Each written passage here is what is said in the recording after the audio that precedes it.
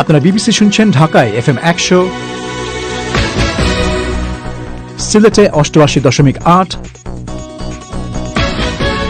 রংপুরে 88.8।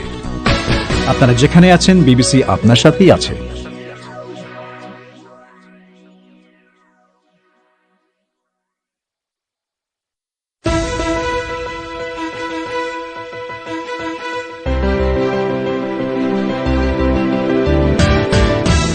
দক্ষিণ কোরিয়া এবং চীনে নতুন দফা করোনা ভাইরাস সংক্রমণ নিয়ে উদ্বেগ বাড়ছে। দক্ষিণ কোরিয়ার রাজধানী সোলে বার ক্লাব বন্ধ করা হয়েছে। ওদিকে জার্মানিতে লকডাউন শিথিলের সিদ্ধান্তের কদিনের মধ্যেই সংক্রমণ বাড়ার ইঙ্গিত। বাংলাদেশে গত 24 ঘন্টায় নতুন 887 কোভিড রোগী শনাক্ত, তারপরেও খুলেছে দোকানপাট। আমাদের পপুলেশনের একটা বিরাট অংশ কোনো কিছু মানতে চায় না। এখন দোকানে বড় বড় বিপণী এইসব কি মেনে চলবে, আর সরকার এটাকে দেখতে পারবে, সুপারভাইজ করতে পারবে বলে আমি সন্দেহ পোষণ করি। ইতিহাসের সাক্ষী রয়েছে আজকের পরিক্রমায়। তবে শুরুতে এখনকার মতো সর্বশেষ বিশ্ব সংবাদ।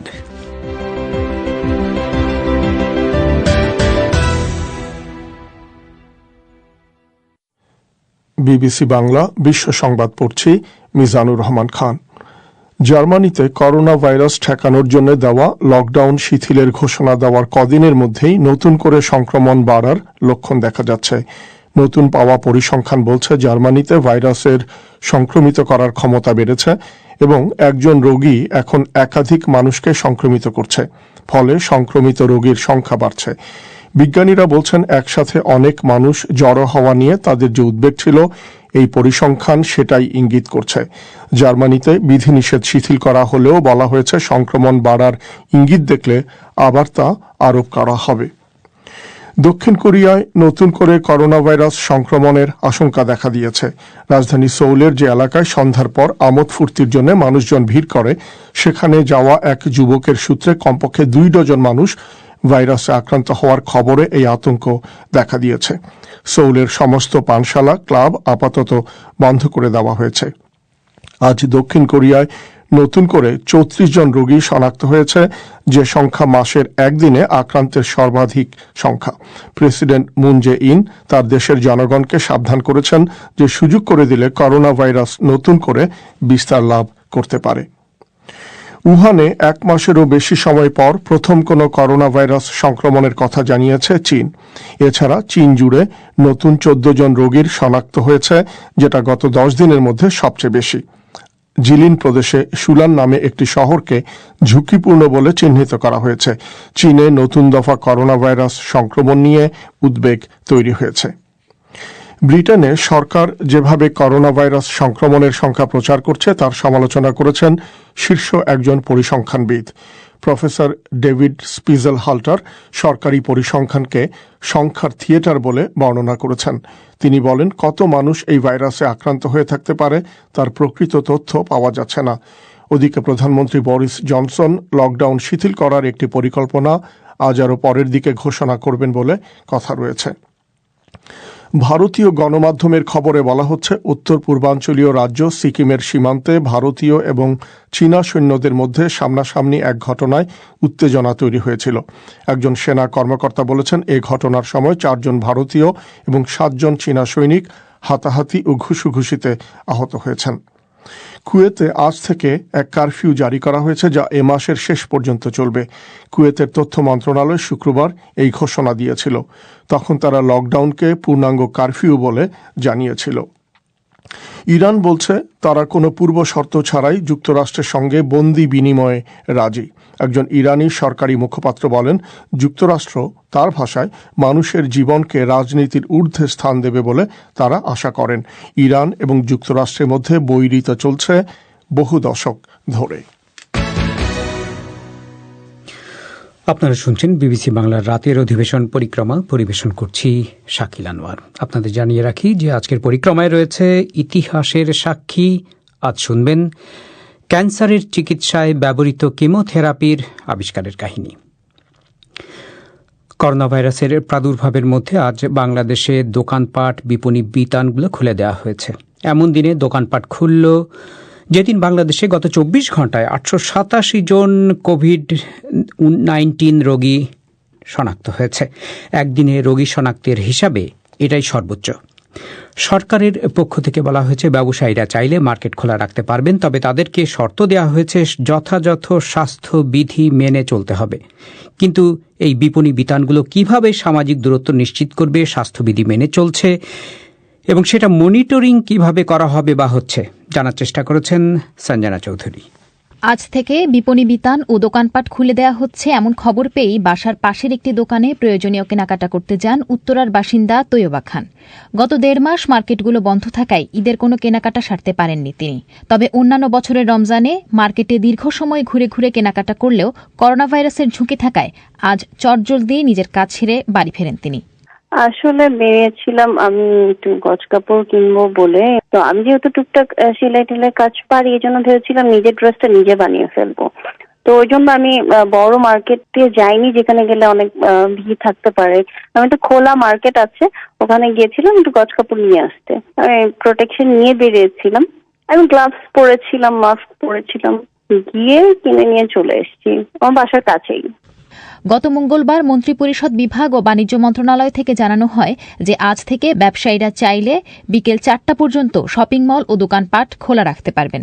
ক্রেতাদের বলা হয়েছে তাদের এলাকার সবচেয়ে কাছাকাছি থাকা দোকানগুলোয় কেনাকাটা করতে। তবে শর্ত একটাই, স্বাস্থ্যবিধি মানতে হবে, অর্থাৎ প্রতিটি বিপণী বিতান ও দোকানে হাত পরিষ্কার ও সামাজিক দূরত্ব বজায় রাখা নিশ্চিত করতে হবে। তবে ঢাকাসহ দেশের 8টি বিভাগের শহরে যে কয়টি বিপণী বিতান ও দোকানপাট খোলা রাখা হয়েছে সেখানে কাউকেই সেভাবে এই স্বাস্থ্যবিধিগুলো মেনে চলতে দেখা যায়নি। কর্মী ও গ্রাহকরা মাস্ক পরলেও সামাজিক দূরত্ব বলে কিছু ছিল না। নানা অভিযোগ সত্ত্বেও ব্যবসায়ীরা যে ক্ষতির মুখে রয়েছেন সেটা পুষিয়ে নিতে মার্কেটগুলো খোলা রাখার কথা জানিয়েছেন ঢাকার মিরপুরের একটি বিপণী বিতানের সুপারভাইজার রুহেল আহমেদ। এবং আমাদের এখানে প্রত্যেকটা শোরুমে মিনিমাম 100 জন 50 জন সেলসম্যান আছে, যাদের 2 মাসের বেতন প্রায় বকেয়া থাকছে, বেতনগুলো পাওয়া হচ্ছে না।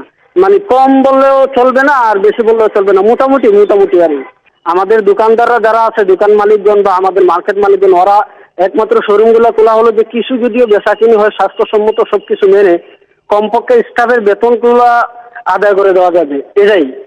এর চেয়ে আর বড় কিছু পাওয়া নাই যে এই সময় বিজনেস করে যে অনেক অট্টালিকার মালিক হবে এরকম কারো কোনো মানসিকতা নাই।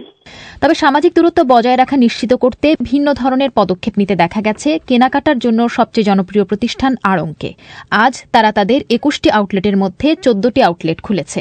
তবে এই আউটলেটগুলোতে এখন কেউ চাইলেই কেনাকাটার জন্য ঢুকতে পারবেন না। এজন্য আগে অনলাইনে নিজেদের নাম নিবন্ধন করে নিতে হবে। এছাড়া শোরুমের ভেতরেও গ্রাহকদের সুরক্ষায় বিশেষ ব্যবস্থা নিতে দেখা গেছে। পাশাপাশি কর্মীদের সুরক্ষা নিশ্চিত করার কথাও জানিয়েছেন প্রতিষ্ঠানটির প্রধান পরিচালনা কর্মকর্তা আশরাফুল আলম। আমাদের সম্মানিত আড়ং.com-এ গিয়ে তাদের প্রথম আউটলেট, তাদের পছন্দ মতো তারিখ এবং একটা টাইম স্লটে বুকিং দিতে পারবে।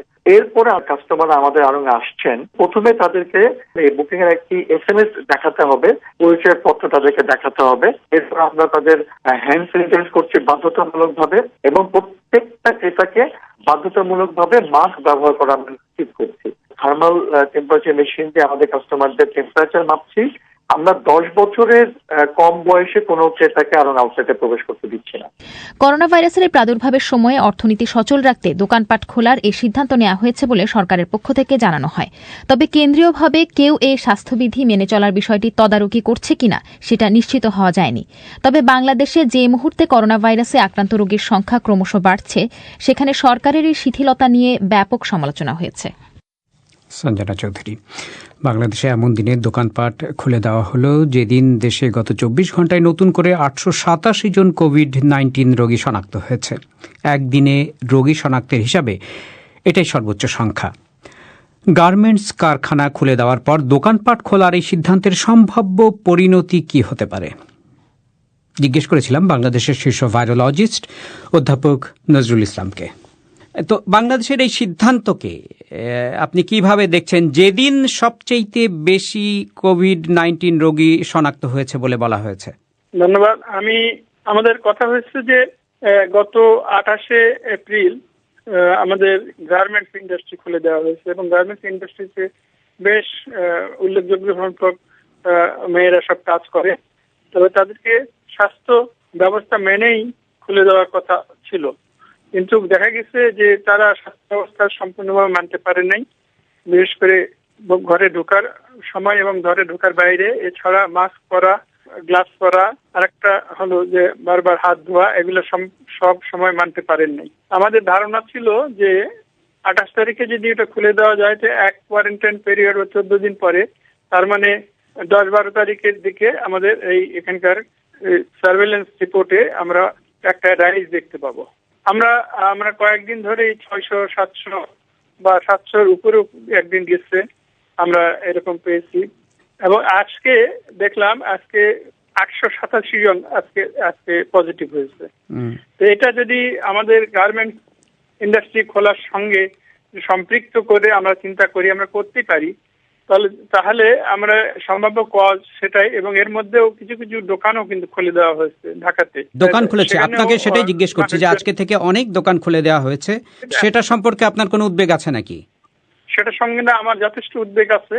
এখানে স্বাস্থ্যবিধি প্রপারলি মানা হচ্ছে না বা সম্ভবও না, কারণ আমাদের দেশের মানুষের আচার ব্যবহার এমন যে তারা সব সময় এটা সবাই মানে চলে না, বেশ কিছু মানুষ এটা অমান্য করে। আজকে 887 জন হয়েছে, এরপরে যদি আরো বাড়তেই থাকে তাহলে আমরা এই ভাবটাকে সম্পৃক্ত করতে পারবো আমাদের গার্মেন্টস ইন্ডাস্ট্রি খোলার সঙ্গে এবং আমাদের দোকানপাট খুলে দেওয়ার সঙ্গে। সেজন্য আমরা মনে করছি যে এই সময় যে সিদ্ধান্ত নেওয়া হয়েছে সরকারের, সেই সিদ্ধান্তটা আমাদের দেশের জন্য একটা ঝুঁকিপূর্ণ সিদ্ধান্ত। কিন্তু এখন প্রফেসর ইসলাম, একই সাথে তো এটাও ঠিক যে মানুষজন অস্থির হয়ে পড়েছেন, অর্থনীতি একদম স্থবির হয়ে গেছে, সামনে ঈদ, প্রচুর মানুষজন এইসব দোকানপাটে কাজ করেন, তাদের কিছু পয়সা কড়ি দরকার ঈদের সময়। তো এই বাস্তবতাগুলোও তো মেনে নিতে হবে নাকি, যেটা সারা পৃথিবীতেই দেখা যাচ্ছে? এই বাস্তবতাটা মেনে নিতে হবে, এটা মানা আমাদের উচিত বটে। কিন্তু স্বাস্থ্য ব্যবস্থা মেনে চলে যদি বাস্তবতাটাকে মেনে নেওয়া যেত তাহলে সুবিধা হতো। আমাদের দেশে এই জিনিসটারই অসুবিধা যে আমরা আমাদের ইকোনমিক অসুবিধার কথাটা ভালো করে আমরা ফিল করি এবং ফিল করা উচিত, কিন্তু তার সঙ্গে যে স্বাস্থ্যবিধি মেনে চলাটা সেই জিনিসটা আমরা মানতে পারি না। আমাদের দেশের জনসাধারণ এই একটা অসুবিধা। অধ্যাপক ইসলাম, সরকারের পক্ষ থেকে বলা হয়েছে যে এই দোকানপাট খুলতে পারেন, কিন্তু দোকানগুলোকে স্বাস্থ্যবিধি মেনে চলতে হবে। যদিও খুব পরিষ্কার নয় যে স্বাস্থ্যবিধি শব্দটা খুবই অপরিষ্কার একটি ধারণা আর কি। আপনার কাছে কি মনে হয় যে এই স্বাস্থ্যবিধি বাংলাদেশের বাস্তবতায় সঠিক এই দোকানদাররা মেনে চলতে পারবেন, ক্রেতারা সেটা মানবেন এবং সরকার সেটাকে মনিটর করতে পারবে, সেটা যেন মানা হয় সেটা নিশ্চিত করতে পারবে? এই স্বাস্থ্যবিধি কথাটা খুব প্রপারলি স্পেসিফাই করা হয় নাই, তবে সাধারণ মানুষ এখন জেনে গেছে যে স্বাস্থ্যবিধিটা কি। মাস্ক পরা, গ্লাভস পরা, হাত ধোয়া, চোখে মুখে হাত না দেওয়া, একটা ডিস্টেন্স মেনটেন করা, এগুলো মানুষ এখন মোটামুটি শিখে গেছে। কিন্তু আমাদের পপুলেশনের একটা মজা হচ্ছে যে পপুলেশনের বিরাট অংশ কোনো কিছু মানতে চায় না। এখন যে দোকানে বড় বড় বিপণিবিতানে এইসব কি মেনে চলবে আর সরকার এটাকে দেখতে পারবে, সুপারভাইজ করতে পারবে বলে আমি সন্দেহ পোষণ করি। হয়তো সরকার এরপরে 2-1 দিন পরে আর কি সিদ্ধান্ত নেয় সেটাও দেখার বিষয়। সরকার কিন্তু মানুষের ইকোনমিক কন্ডিশনের কথা ভেবেই এই সিদ্ধান্তটা দিয়েছে, কিন্তু আমরা যদি সেই জিনিসটাকে ঠিক মতন উপলব্ধি করে ঠিক মতন পরিচালিত না করতে পারি আমরা বিরাট একটা ঝুঁকির মধ্যে পড়ে যাব। অধ্যাপক নজরুল ইসলাম। বাংলাদেশে এক গবেষণা বলছে করোনা লকডাউন শুরু হওয়ার পর 26শে মার্চ থেকে 25শে এপ্রিল পর্যন্ত 1 মাসে তৈরি হওয়া প্লাস্টিক বর্জ্য পরিচ্ছন্নতা কর্মীদের ভাইরাসে আক্রান্ত হওয়ার ঝুঁকি বাড়িয়েছে। এনভায়রনমেন্টাল অ্যান্ড সোশ্যাল ডেভেলপমেন্ট নামে একটি বেসরকারি সংস্থার ওই গবেষণা বলছে যে এই 1 মাসে তৈরি হওয়া প্লাস্টিক বর্জ্যের সিংহভাগই গ্লাভস, মাস্ক এবং ব্যবহৃত সুরক্ষা উপকরণের মতো উপাদান। তারা বলছে যথাযথ সুরক্ষা উপকরণ ছাড়াই পরিচ্ছন্নতা কর্মীরা ঝুঁকি নিয়ে এইসব বর্জ্য পরিষ্কার করছেন। এ বিষয়ে আরও জানাচ্ছেন আমাদের সংবাদদাতা নাগিব বাহার। ঢাকার একটি এলাকায় পরিচ্ছন্নতা কর্মী হিসেবে কাজ করা মুজিবুর রহমান সিটি কর্পোরেশনের বর্জ্য ব্যবস্থাপনা দলের সাথে কাজ করেন। ২৬শে মার্চ থেকে বাংলাদেশে সাধারণ ছুটি শুরু হওয়ার পর বিভিন্ন পেশার মানুষের কাজ বন্ধ থাকলেও এই পরিচ্ছন্নতা কর্মীদের কাজ ঠিকই চলছে। ছুটি শুরু হওয়ার পর থেকে সিটি কর্পোরেশনের কাছ থেকে 2 দফায় হাতের গ্লাভস ছাড়া আর কোনো ধরনের সুরক্ষা উপকরণ পাননি বলে জানাচ্ছিলেন মুজিবুর রহমান। জুতা দেওয়ার দরকার, আঙ্গুরের পোশাক দেওয়ার দরকার, আবার আঙ্গুরে কিছু খাদ্য খোরাকের ব্যবস্থা করার দরকার। দেখে না করেন সিটি কর্পোরেশন থেকে হাতের গ্লাস দিছে, মুখের মাস্ক দেয় শুধু হাতের গ্লাস দিচ্ছে, আর মেডিসিন পাউডার দিচ্ছে। মেডিসিন পাউডার অনেক জায়গায় দেওয়ার লেগে দিছিল। গ্লাস 26শে মার্চ থেকে বন্ধ হয়েছে এবং আমরা 2বার পাইছি। মুজিবুর রহমানের মতো সারা দেশের লক্ষাধিক পরিচ্ছন্নতা কর্মী এরকম স্বাস্থ্য ঝুঁকির মধ্যে কাজ করছেন বলে উঠে এসেছে environmental and social development organisation ESDO নামের একটি বেসরকারি সংস্থার গবেষণা প্রতিবেদনে। গবেষণায় উঠে এসেছে যে করোনা ভাইরাস সংক্রমণ ঠেকাতে মানুষ বেশি পরিমাণ গ্লাভস, মাস্কের মতো পণ্য ব্যবহার করায় সাধারণ ছুটির প্রথম 1 মাসে দেশের স্বাভাবিকের চেয়ে অনেক বেশি পরিমাণ প্লাস্টিক বর্জ্য উৎপাদিত হয়েছে। এই 1 মাসে ঢাকায় শুধু গ্লাভস, মাস্ক ও স্যানিটাইজারের কারণে 4,000 টনের বেশি প্লাস্টিক বর্জ্য তৈরি হয়েছে, যেখানে স্বাভাবিক সময় 1 মাসে ঢাকায় সব মিলিয়ে 3,000 টন প্লাস্টিক বর্জ্য তৈরি হয়। আর পরিচ্ছন্নতার কাজ তদারকিতে নিয়োজিত কর্তৃপক্ষের উদাসীনতায় ঝুঁকি নিয়ে এসব বর্জ্য পরিষ্কার করছেন পরিচ্ছন্নতা কর্মীরা, যার ফলে পরিচ্ছন্নতা কর্মীদের মধ্যে অসুস্থ হওয়ার হারও বেড়েছে। বেসরকারি সংস্থা এসডোর নির্বাহী পরিচালক সুলতানা সিদ্দিকা বলেন, যে তাদের জন্য যে প্রোটেকশন যেটা দরকার, তাদের যে মাস্ক থেকে শুরু করা এবং তাদেরকে সচেতন করার থেকেও তাদেরকে তো জিনিসটা প্রোভাইড করতে হবে। মানে যতটুকু একবার হয়তো প্রোভাইড করছে, এরপরে যে এটাকে ফেলে দিতে হবে বা ওটাকে আবার রিউজ করতে গেলে কিভাবে করতে হবে, এই ধরনের কোনো সচেতনতাই নেই বা তাদেরকে কোনো এই ধরনের সাজেস্টই করা হচ্ছে না। কাজে দেখা যাচ্ছে যে হয়তো ওই মাস্ক ব্যবহার করেই যাচ্ছে, একই গ্লাভস তারা পরে থাকছে, আবার যখন কালেক্ট করতে আসছে দেখা যাচ্ছে যে ওগুলোই আবার পরে আসছে। এই ধরনের, কেননা এখানে কোনো নো ম্যানেজমেন্ট বলছি, একদম ম্যানেজমেন্ট সিস্টেম নাই, প্রোটেকশন নাই, এবং যেটা মূল ফোকাসে যাচ্ছে, পিন পয়েন্টে যাচ্ছে হেলথ হ্যাজার্ডস এবং এনভায়রনমেন্টাল রিস্ক। তবে বর্জ্য ব্যবস্থাপনার কাজে কর্মীদের সুরক্ষা নিশ্চিতের বিষয়ে কর্তৃপক্ষের সমন্বয়হীনতা ও উদাসীনতার অভিযোগ অস্বীকার করে ঢাকা উত্তর সিটি কর্পোরেশনের প্রধান বর্জ্য ব্যবস্থাপনা কর্মকর্তা মঞ্জুর হোসেন জানান, পরিচ্ছন্নতা কর্মীদের মধ্যে সচেতনতার অভাবই তাদেরকে ঝুঁকির মধ্যে ফেলছে। যেটা সমস্যা হয় সেটা হলো যে আমাদের এনভায়রনমেন্ট এবং তারা যে কাজ করে সেই এনভায়রনমেন্টে কাজ করতে তাদের মাস্ক, গ্লাভস ইউজ করে তাদের অসুবিধা হয়। তো আমরা এটা তাদেরকে মোটিভেট করার চেষ্টা করছি সবসময় যে এই পরিস্থিতিতে অন্য সময় যা করেন কিন্তু এই পরিস্থিতিতে কিন্তু তারা এটা অনেক সময় এটা করতে পারে না বা করতে চায় না, অনীহা বছর বা অস্বস্তি করেন। তো আমাদের কিন্তু ওয়ার্ড পর্যায়ে আমাদের যে ইন্সপেক্টর আছে তারা কিন্তু প্রতিনিয়ত তাদেরকে মোটিভেট করছে এবং সামটাইমস তাদেরকে প্রেশার দিচ্ছে। এসডো আশঙ্কা প্রকাশ করছে যে এই সমন্বয়হীনতা অব্যাহত থাকলে ভবিষ্যতে বড় সংখ্যায় পরিচ্ছন্নতা কর্মী অসুস্থ হয়ে পড়তে পারেন, যার প্রভাব পড়তে পারে পুরো দেশের বর্জ্য ব্যবস্থাপনার চিত্রে। নাগিব বাহার, আপনারা বিবিসি বাংলা শুনছেন ঢাকায়, কুমিল্লায়, সিলেটে। আপনারা যেখানে আছেন বিবিসি বাংলা আপনার সাথেই আছে।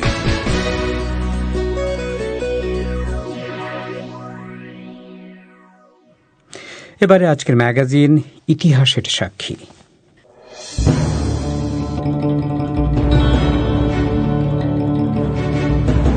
ইতিহাসের সাক্ষী।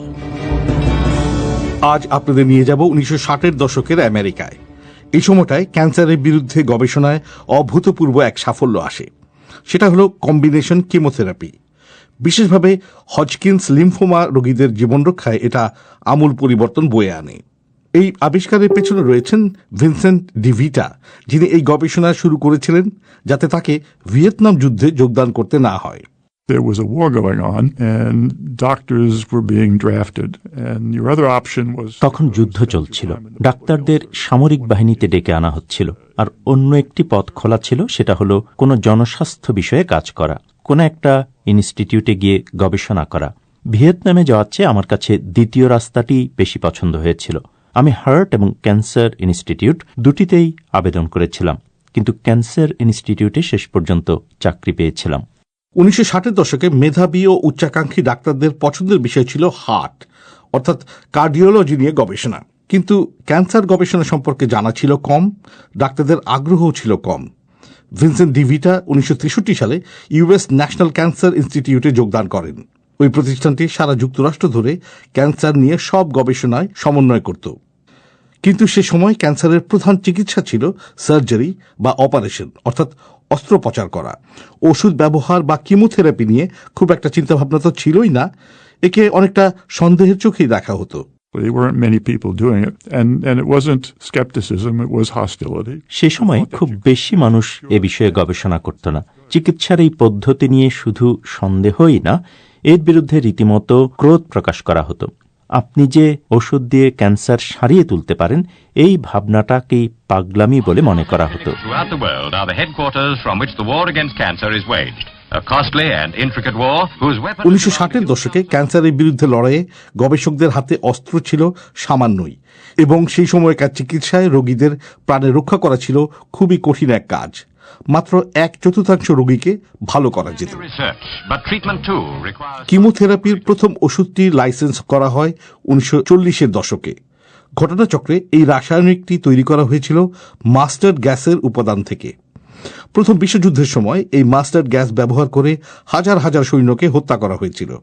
কিন্তু ওষুধ ব্যবহার করে ক্যান্সারের চিকিৎসার ইতিহাস তার চেয়েও অনেক পুরনো।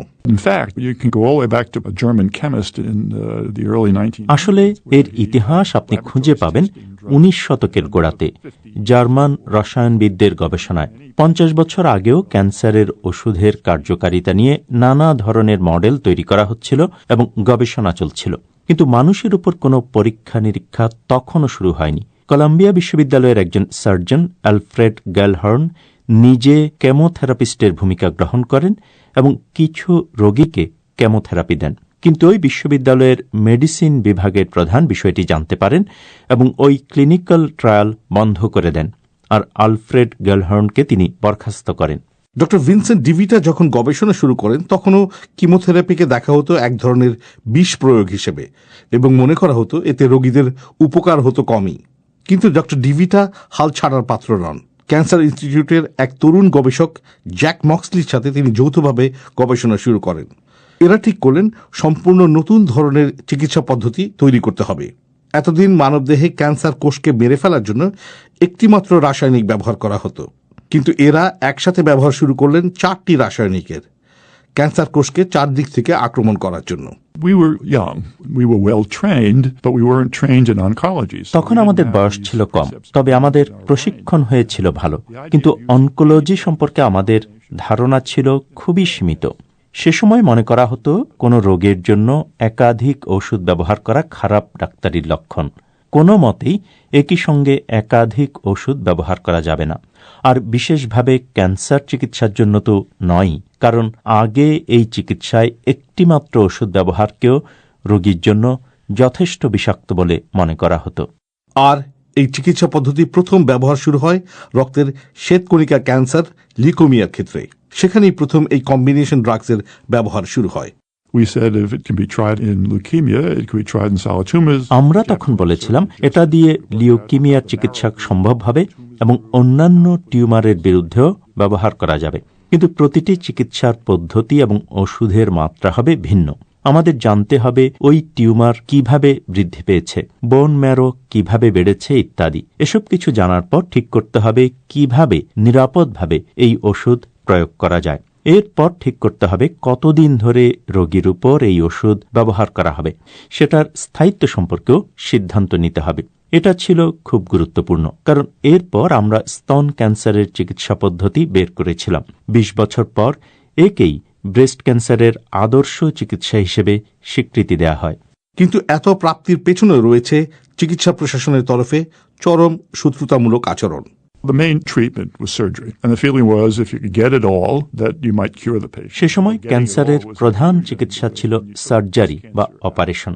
মনে করা হতো আপনি যদি ক্যান্সারের কোষগুলিকে শরীর থেকে বের করে দিতে পারেন তাহলে ক্যান্সার ভালো হয়ে যাবে, কিন্তু সেটা ছিল অলীক কল্পনা। স্তন ক্যান্সারের কথাই ধরুন, অপারেশন করার পরও দেখা গেছে যে ক্যান্সার আবার রোগীর দেহে ফিরে এসেছে। ফলে একটা ধারণা তৈরি হয়েছিল যে রোগীর দেহে রাসায়নিক ঢোকানো হলে রোগীর অবস্থা এমনিতেই আরও খারাপ হয়ে পড়বে।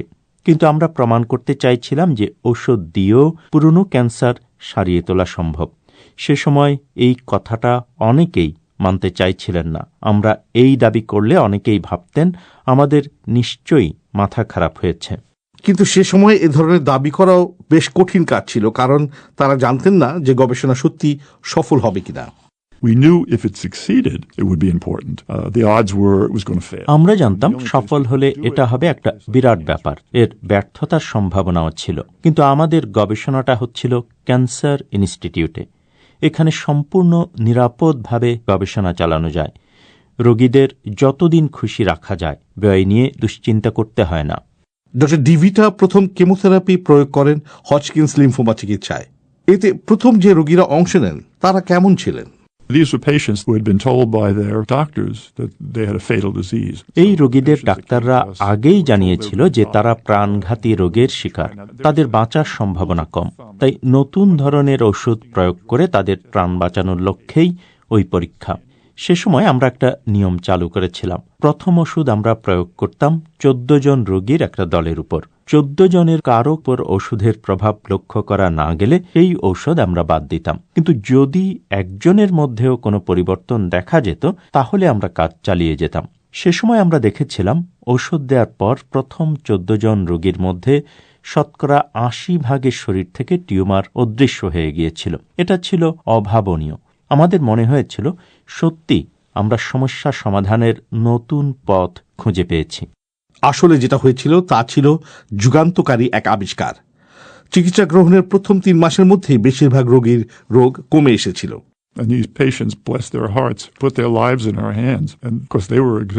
এই রোগীরা বিশ্বাস করে আমাদের উপর তাদের জীবন সঁপে দিয়েছিলেন। গবেষণার ফলাফল নিয়ে তারা ছিলেন উৎফুল্ল।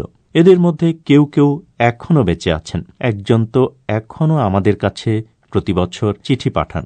আসলে আমরা প্রথম যে 180 জন রোগীর চিকিৎসা করেছিলাম তাদের বেশিরভাগ কিন্তু ক্যান্সারে মারা যায়নি। তারা মারা যান হার্ট অ্যাটাক বা ওই রকম অন্য কোনো অসুখে। আগে হজকিন্স লিম্ফোমা রোগে প্রতি 10 জনের মধ্যে 9 জনই মারা যেত। এখন প্রতি 10 জনের মধ্যে 7 জন রোগী প্রাণে রক্ষা পান। So I wanted to wait 4 years, so I had a nice disease-free. 4 বছর গবেষণার পর প্রথম ব্যাচের ফলাফল নিয়ে আমি সবার সামনে হাজির হই। ফলাফল নিয়ে তখন খুব হইচই শুরু হয়েছিল। বিশেষভাবে গবেষণার ফলাফল উপস্থাপনের সময় আমি সম্পূর্ণভাবে রোগমুক্তির দাবি করেছিলাম। এই কথাটি নিয়ে এই চিকিৎসার ক্ষেত্রে রথী মহারথী ডাক্তাররা আমার কাছে ব্যাখ্যা দাবি করেছিলেন। টিউমার রয়েছে এমন রোগীদের ক্ষেত্রে সম্পূর্ণভাবে আরোগ্য লাভের ঘটনা এর আগে কেউ দেখেনি। 1971 সালে এ নিয়ে যখন আমাদের গবেষণাপত্র প্রকাশ করলাম তখন তা নিয়েও খুব কথাবার্তা হয়েছিল। এই ঘটনাকে এখন ক্যান্সার গবেষণার ক্ষেত্রে চরম সাফল্যের কাহিনী হিসেবে বিবেচনা করা হয়। ভিনসেন্ট ডিভিটা এবং তার সহকর্মীরা পরে ব্রেস্ট ক্যান্সারের জন্য কেমোথেরাপি চিকিৎসা পদ্ধতি চালু করেন। কিন্তু এসব আবিষ্কারের স্বীকৃতি পেতেও তাদের বহুদিন পর্যন্ত অপেক্ষা করতে হয়েছে। মূল সমস্যা ছিল ডাক্তাররা বিশ্বাস করতে চাইত না যে ক্যান্সারের সম্পূর্ণ নিরাময় সম্ভব। ফলে তারা চিন্তা করত এই রোগ যদি সারিয়ে তোলা না যায় তাহলে কেন শুধু শুধু রোগীর শরীর আরও খারাপ করা, কেমোথেরাপি দিয়ে কেন তাদের সব চুল ফেলে দেয়া। আমার লক্ষ্য ছিল ডাক্তারদের বোঝানো যাতে তারাই রোগীদের কাছে গিয়ে বলে আপনার শরীর একটু খারাপ হবে কিন্তু আপনি প্রাণে বেঁচে যাবেন। 1980 সালে ভিনসেন্ট ডিভিটাকে ক্যান্সার ইনস্টিটিউটের পরিচালক নিয়োগ করা হয়।